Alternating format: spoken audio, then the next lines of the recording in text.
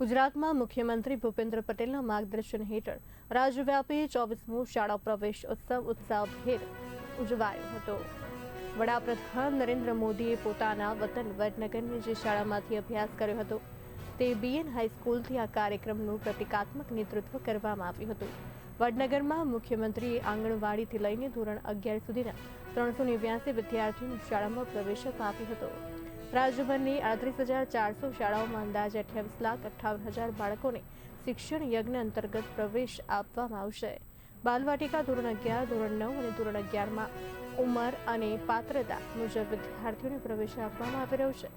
આ કાર્યક્રમમાં 465 જેટલા મહાનુભાવ અધિકારીઓ અને જનપ્રતિનિધિઓ શાળાઓમાં જઈ બાળકોને પ્રવેશ અપાવશે।